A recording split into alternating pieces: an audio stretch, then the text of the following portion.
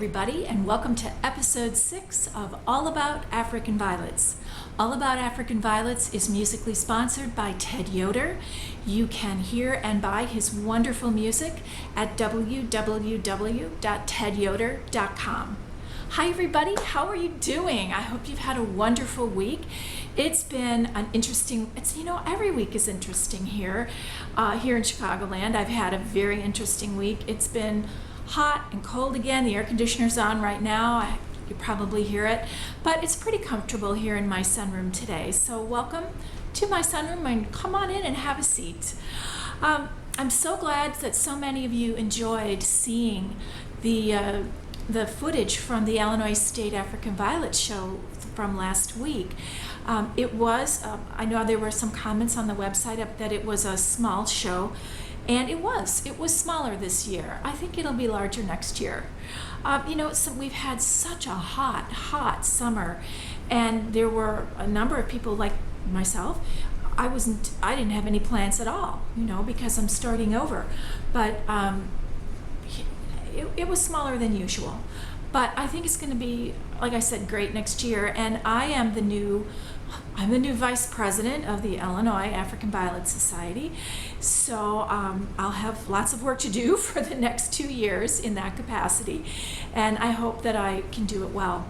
And if you're watching from this area and you're not a member of the state organization, I'd love to know why not. I would love to hear from you.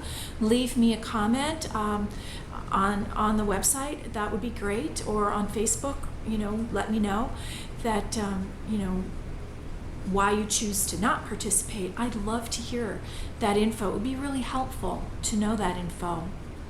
So I got a little message, I got a comment from my friend Daryl Hoover after I showed you what was on my stands last week, and I had some Optimara leaves that were blooming, and Daryl, I wrote this down because it's pretty funny. If you've already been out onto the website, then you've already seen this. But he says, "Hey Annie, thanks for the plug on my vlogging." That's his video blog on Facebook.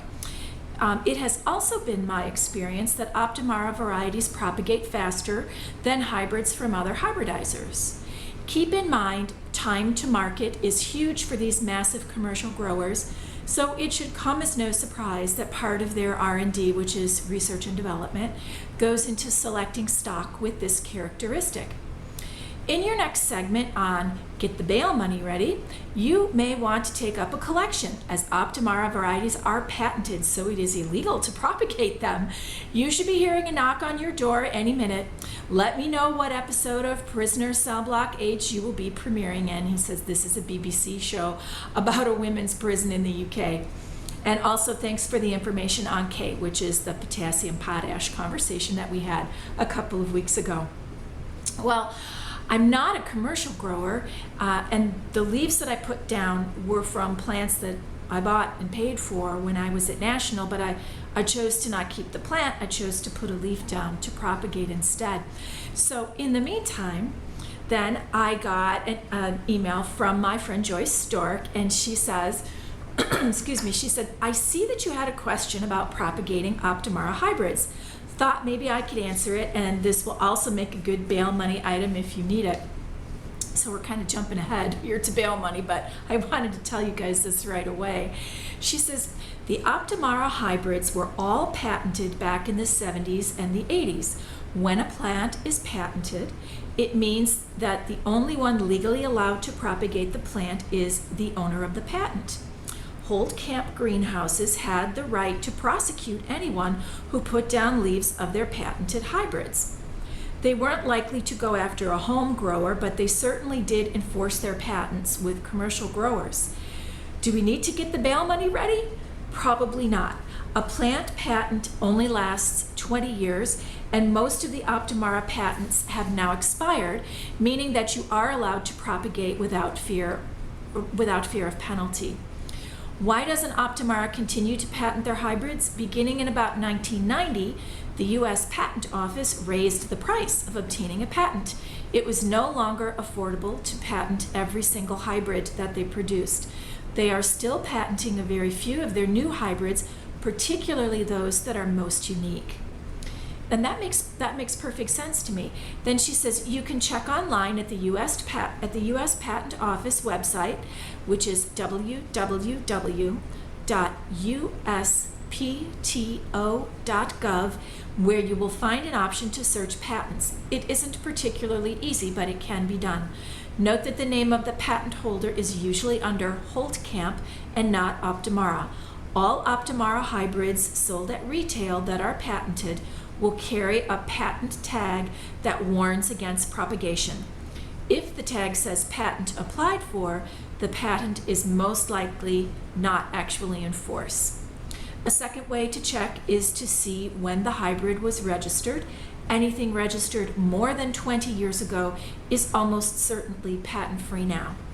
Hope that helps. You can save the bail money to buy more plants. So Daryl, thank you. Joyce, thank you. I seem to be thanking you guys every week. You're so awesome.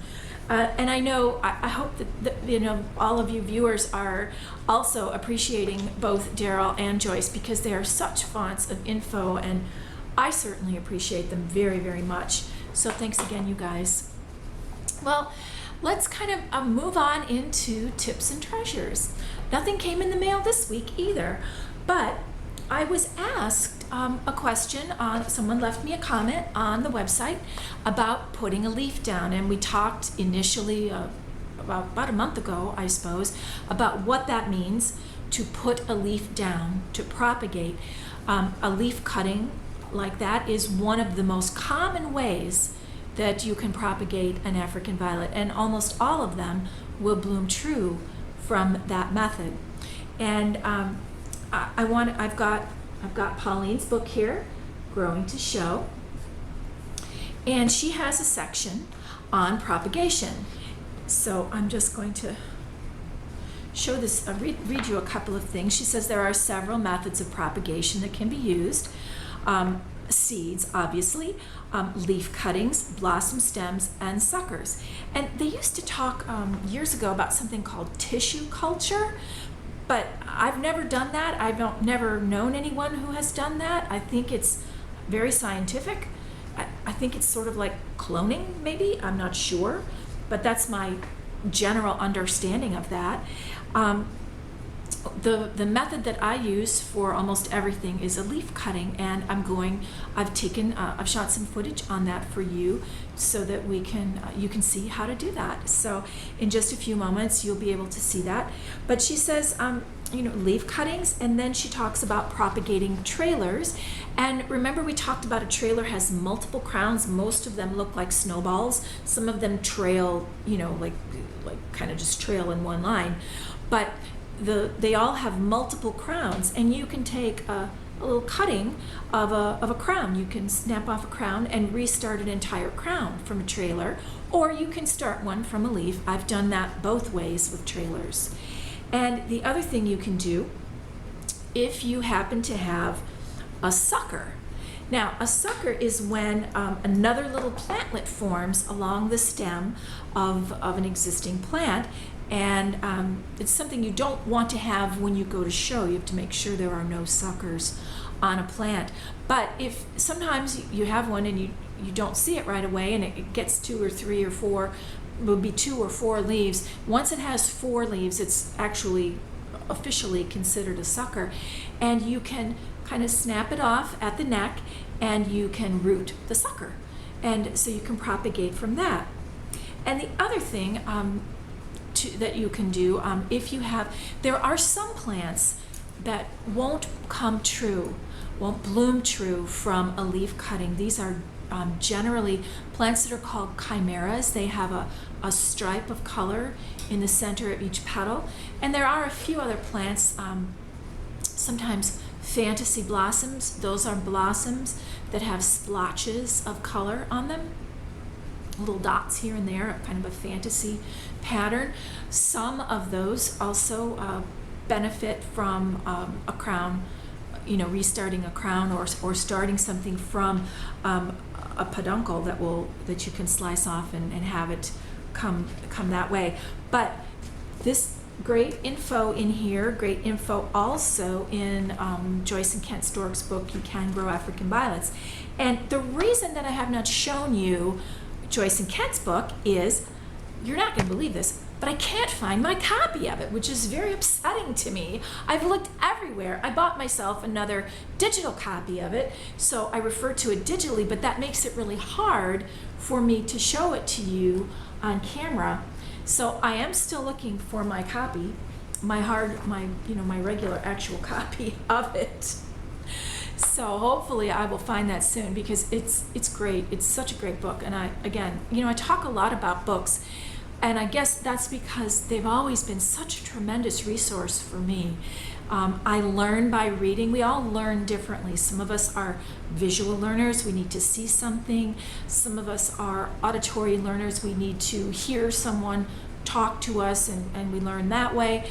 And some of us are learn by reading. Some of us, need to see a demonstration. Some of us need to hear it. Some of us need a combination of those things. So, but I've always had great luck with a book, of learning from a book, and really then being able to go back and refer to it. That's why I refer to Growing to Show so often. So we're going to head down to my basement now, and I'm going to show you how I put a leaf down to propagate. So hang on, and I'll catch up with you down in the basement. Hi everyone, I'm in the basement here at my potting bench, and you can see the plants that I came home with last weekend from the Illinois State Show. I bought all of these particular plants from Cedar Creek Violets, and I've had a very busy week, and I have not been able to do any work on them at all. So what we're going to do first is what I will probably do is take leaves from all of these plants. It's not likely that I will keep any of these in plant form, but I will start new plants from them for my collection. So I have here my handy dandy X-Acto knife that I'm going to be using. The first thing I need to do is pull a leaf from a plant. So hang on a moment, and I will show you how to do that. Okay everybody, here we are. This plant is called Kentucky Blood Brother. It's hybridized by Dave Rollins from Cedar Creek Violets. This is a single semi-double fuchsia pansy with a white edge. It's variegated with dark green, white, and pink foliage, and it is a standard. So I'm going to take it out of its plastic, and some of the leaves just fell right over because they're kind of cranky. So I'm trying to turn this so you can see what I'm doing. You can see that one kind of just went whoop. So I'm just going to gently kind of move that to the side, and it will pop right off. And then I'm left-handed, so I'm going to switch over here. So now this one was also broken, and I'm going to take it off of there, and so was this one. And that's how easy that can be. Now, I'm throwing these away. Okay, first of all, they're kind of limp because their peduncles were broken. But remember, we've talked already a couple of times, the phrase limit your collection comes up again and again. So I'm gonna take 2 leaves of this particular plant, and again, you can see it's right there at the stem. I'm just going to snaps right off. And I'm going to take this one, snaps right off, and I'm going to take a third one. Comes right off. So now I have 3 leaves, and I think I'm doing a little better at getting things on the camera for you to see, because I did an old Hollywood trick here, and I put a little red X right there so that I would know that I was really close to the middle of the screen for you to see it. So what I do first is I wash these leaves, and I wash them in plain old dishwashing soap. So hang on for a moment and we'll go over to the sink and I'll show you what I do. Hi everybody, I'm over at the sink and in my basement. This is just a plain old basement sink, and I'm turning water on. Comes out of this hose, and I'm just getting my own hands a little wet. I have the hot water on right now, and I'm just going to take a little bit of Dawn dishwashing liquid, whatever dishwashing liquid you like, kind of get it so my hands are there, and just wash this leaf gently, and then rinse it off. Get all the soap off of it.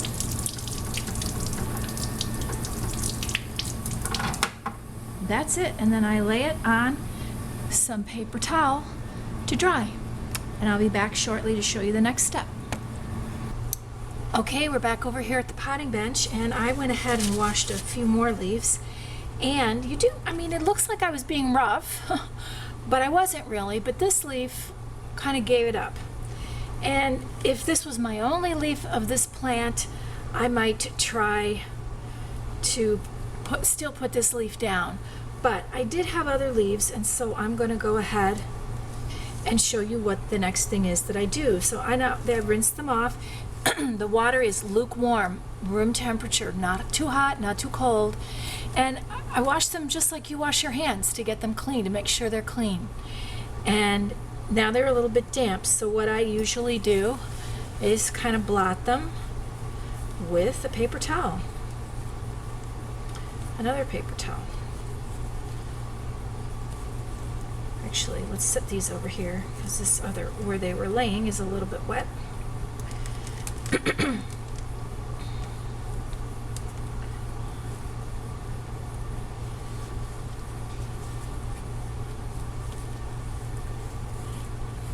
Oops.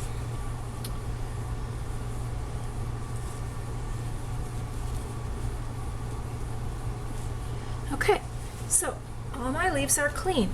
So now I prepared some pots already to show you. So here's what you need. Remember I told you I use the 3-ounce solo cup for all my leaves that I put down to propagate. I put the date that I'm doing this, and this one is on the 2nd of August, and the name of the plant, and this plant is Kentucky Blood Brother. So I've got a couple ready. I've got one right here. I've got my wick in here, and I've got about 3/4 of an inch of coarse perlite.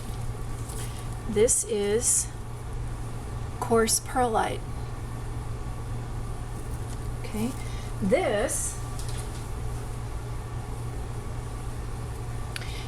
is the perlite that I mix in with my potting soil.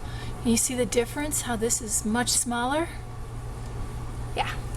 So that's, now I got 2 handfuls of perlite. Great. Here, let me get rid of that. All right, there we go. All right, so, and my potting mix is in there. Now, I have one of my leaves, and my trusty X-Acto knife. Please remember, if you are using an X-Acto knife, that the blade is very, very sharp. You must be careful, you must pay attention when you're using one of these, because you do not want to impale yourself. And we're going to make a fresh cut, what we call a fresh cut. So remember, I popped this off the main part of the plant, but this, if we just put this leaf in the dirt like this, the way it broke off from the plant, it will rot away. So we need to make a fresh cut with a sharp implement. And in this case, I use an X-Acto knife. Some people use a single-edged razor blade. I'm sure I've got one around here somewhere, but I don't see one at the present moment. So I just lay the leaf down on my potting bench, and with my X-Acto knife, I come at it actually kind of flat like this, and I make a 45-degree cut.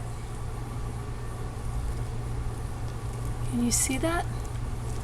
You know, as we know, my camera doesn't always, it's looking kind of dark. I'm sorry, let me get back down in the light.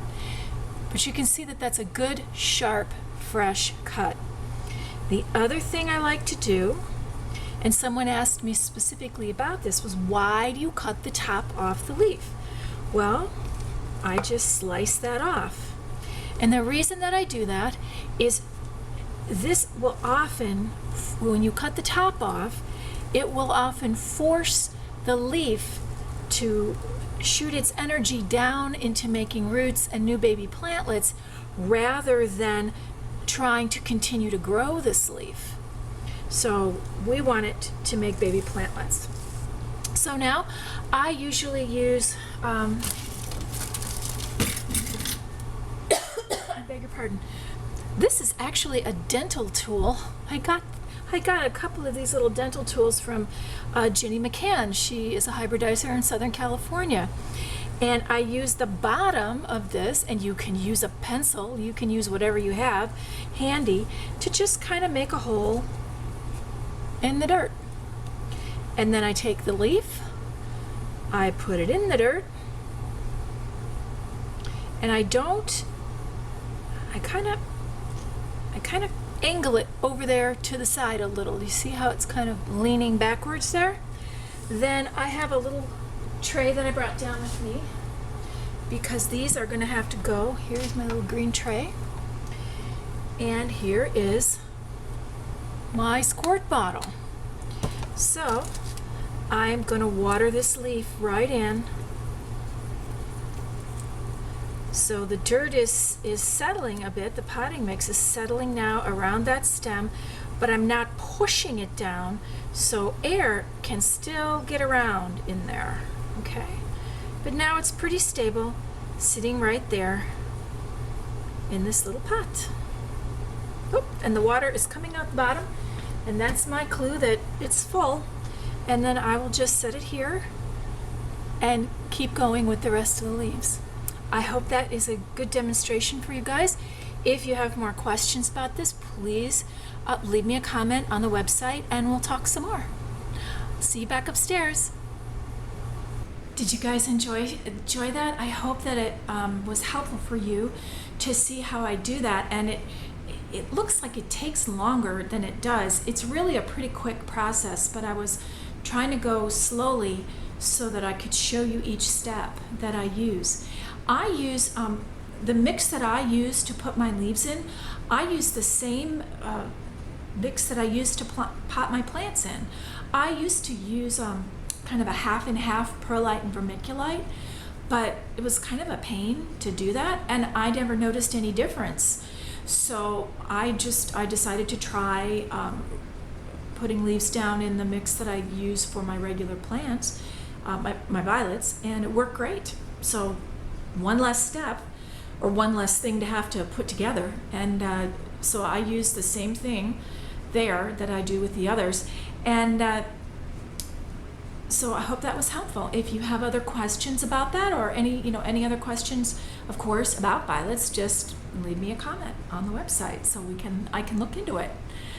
So now it's time to take a quick look at what's on the stands. So I will be right back again.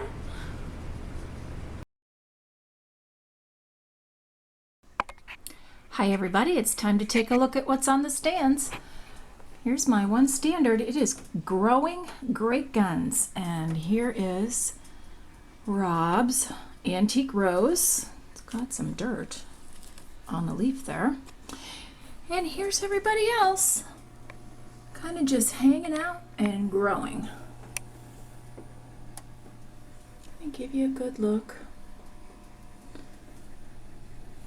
Not everybody is 100% happy, but they're doing their thing and looking good. We are on week 9 of the pre-show schedule, and I'll talk a little bit more about that if I haven't already. And now let's go take a look at the leaves. Hi everybody, we're out here in my sunroom taking a look. I took the lid off this tray, and I'm gonna go this way because it was easier for you guys to see. I think that, last week you saw this plant that had sprouted, and, and you saw this one that had sprouted. And this one is growing great guns.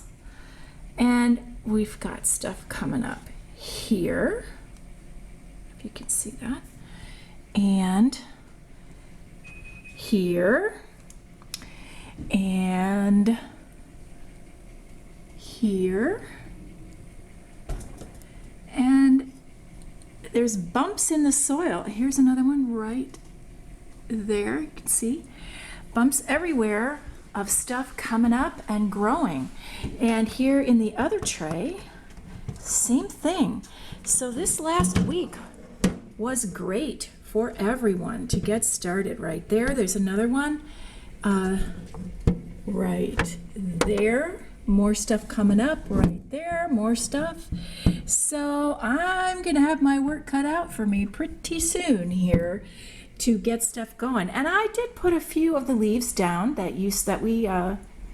I showed you, or that I don't know if I will have shown them to you already or if you'll see them after this, but they're in this tray, and also a couple of them here in this tray. So that's the look at what's on the stands this week. Isn't it exciting to see all those leaves shooting up, all those little babies? I mean, in 1 week's time, everything went crazy in both of the domed trays. So I am going to have my work cut out for me pretty soon. I mean, those baby plantlets have to grow for a while, and before I can separate them and begin to pot them on their own into pots, and they'll be growing into regular old plants pretty quickly. And interestingly, as I'm looking at the plants that I kept in plant form that I got at National, the semis, some of them still in the center, I think the fertilizer issue was maybe a little more severe than I thought. Some of them still don't look that great. But interestingly enough, the one standard that I kept, it looks wonderful, which again reinforces my belief about myself which is I'm a standard grower. I've always been a standard grower. But I am hopeful that I'll get at least 3 of those semis to kind of drop into gear and move forward so that I can take them to show later in the year. Well, I wanted to tell you, now I mentioned that I was on the pre-show schedule for those plants because I'm planning to go to the Missouri Valley African Violet Council's fall convention show, and it's going to be in Tulsa, Oklahoma in October.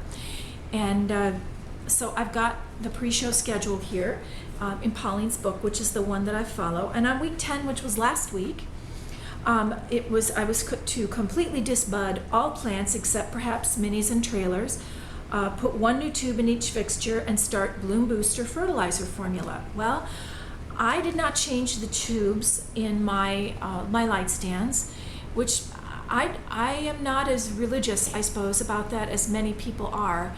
I let them go until they burn out pretty much, and then I change them because it's spendy to have to change the tubes all the time. And now, of course, we have to dispose of fluorescent tubes in a special way, and I haven't found any place near me where I can recycle them properly. So I've got a little stash of them in the basement. That's one of my on my to-do list, to find a place where I can take those and recycle them safely where they need to go. But the other thing I'm not doing this time is I'm not switching to Bloom Booster fertilizer, and I'm not doing this because of the fertilizer salts issue that I had before when I brought them home from National. So I'm going to take my chances. I know some people don't ever use Bloom Booster. I generally do, but I've decided to not do it this time, and I'm going to see how they do. So cross your fingers. We'll see how they go. I have upped the light an hour. I think they're at 13 or 14 hours by now. Week 9, which is I'm 9 weeks out from show now. Increase light time by 1 hour to 13 hours. Disbud heavily variegated varieties and double varieties for the last time. Continue to disbud all other varieties and continue Bloom Booster fertilizer. Well, I said I'm not going to do that particular one. So they're on the schedule, and I have my fingers crossed. So it's time for get the bail money ready. But unfortunately, I don't have anything to tell you, to share with you yet. But we are heading into the fall season. Can you believe it's August? I can't believe it's August already. That just kind of freaks me out. Where has the summer gone? It seems like I was just at National, but that was back in June. So it's August now, and we're heading into fall. I've already seen school supplies at Walgreens, our local drugstore, and I'm seeing commercials on the telly for school supplies, school clothes, getting ready for kids to go back to school. The fall is also a very popular time for an African Violet show. They're often in the spring and in the fall. So September, October, even in the warmer parts of the country into November, there'll be lots of events for me to share with you, and they are already listed on the AVSA website, which is www.avsa.org. So under events, you guys can go and take a look. Well, I think that's all we have to talk about today. Thank you for joining me. For those of you who are new, thank you for stopping by, and I hope you will come back. And please tell your friends and join me next week. I hope that you guys all have a wonderful week. It's time to keep moving forward. I hope that your days are filled with all the things you love. Good growing. See you next time.